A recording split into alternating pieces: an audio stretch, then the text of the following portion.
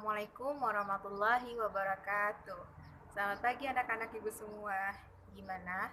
Apa kabar semua anak ibu baik? Alhamdulillah kalau baik. Seperti biasa, pagi hari ini kita akan melakukan pembelajaran Al-Quran dan Hadis. Sebelum itu, alangkah baiknya kita berdoa terlebih dahulu. Silakan kepada ketua kelas bimbing doanya. Amin ya rabbal alamin. Seperti biasa, kita membaca ayat suci Al-Quran.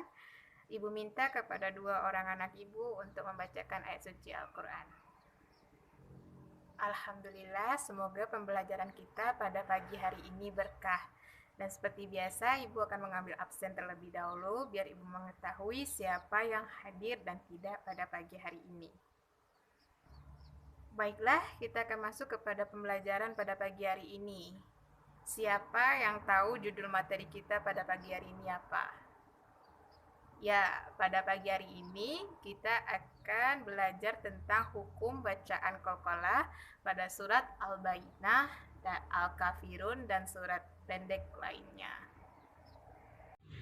Baiklah, hari ini kita akan belajar tentang qalqalah. Qalqalah adalah bagian dari hukum bacaan dalam ilmu tajwid yang dibaca memantul atau dipantulkan. Jadi, cara membacanya dipantulkan. Hukum bacaan dari qalqalah ada dua, yaitu qalqalah sukro atau qalqalah kecil dan qalqalah kubro atau qalqalah besar.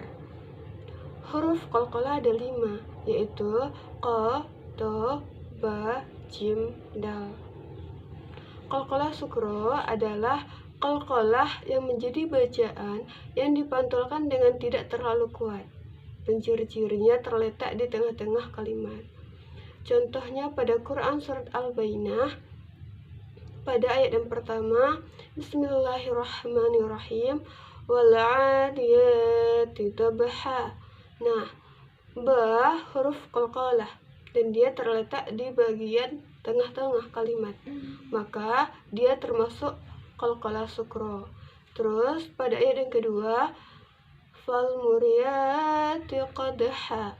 Nah, dal termasuk huruf qalqalah dan dia juga terletak di tengah-tengah kalimat dan dia juga termasuk kepada qalqalah sukro. Selanjutnya pada ayat yang ketiga, fal mughirati subha. Nah, ba termasuk qalqalah sukro karena dia berada di tengah-tengah kalimat. Selanjutnya, fa asarna bihi naq'a. Nah, qa, naq'a berada di tengah-tengah kalimat dan termasuk qalqalah sukro. Ayat yang selanjutnya, fawasatna bihi jama'a. To termasuk huruf qalqalah dan dia berada di tengah-tengah kalimat dan dia termasuk qalqalah sukro. Selanjutnya saya akan menjelaskan tentang qalqalah kubro. Nah, qalqalah kubro adalah qalqalah yang dilakukan apabila 5 huruf qalqalah, yaitu ba, ja, da, to, ko, berada di posisi akhir kalimat dan berbentuk sukun. Nah, qalqalah kubro adalah qalqalah yang besar, di mana pantulan yang kita keluarkan itu lebih besar daripada qalqalah sugro. Contohnya yaitu pada Quran surah Al-Lahab ayat 3, Bismillahirrahmanirrahim, sayasla naran dzata lahab. Nah, di mana posisi ba terletak di akhir kalimat sehingga terjadilah qalqalah kubro dan memantulkan pantulan yang besar. Baiklah, itulah materi kita pada pagi hari ini. Adakah dari anak-anak ibu yang tidak mengerti? Jika ada, silakan bertanya, insya Allah akan ibu jawab. Apakah tidak ada? Nah, jika tidak ada, baiklah kita ulas sedikit tentang materi kita pada pagi hari ini. Yaitu, apa tadi judul materi kita? Ya, hukum bacaan qalqalah pada Quran surah Al-Bayyinah, Al-Kafirun, dan surat pendek lainnya. Nah, apa itu qalqalah tadi? Qalqalah ialah hukum bacaan Al-Quran yang cara membacanya dipantulkan. Dan ada berapa huruf qalqalah? Ada 5, yaitu ba, jim, dal, qaf, dan qaf. Ada berapa macam hukum bacaan qalqalah tadi? Ya, ada 2. Yang pertama, hukum bacaan qalqalah sughra. Yang kedua, qalqalah kubra. Nah, apa tadi qalqalah sughra? Ya, qalqalah sughra ialah hukum bacaan qalqalah yang dimana hurufnya mati atau sukun terdapat di tengah kalimat. Dan cara membacanya gimana? Yaitu pantulannya disamarkan. Contohnya apa?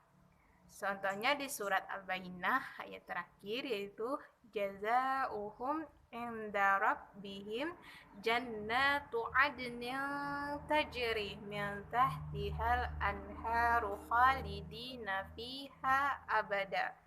Nah, adnin tajri itu adalah qalqalah sughra. Nah, yang kedua itu qalqalah kubra. Apa itu qalqalah kubra? Yaitu huruf qalqalah yang berada di akhir kalimat atau di tempat wakaf. Gimana cara membacanya? Yaitu dipantulkan dengan jelas. Contohnya di surat Al-Kafirun, yaitu wala antum abiduna ma a'bud. Nah, di a'bud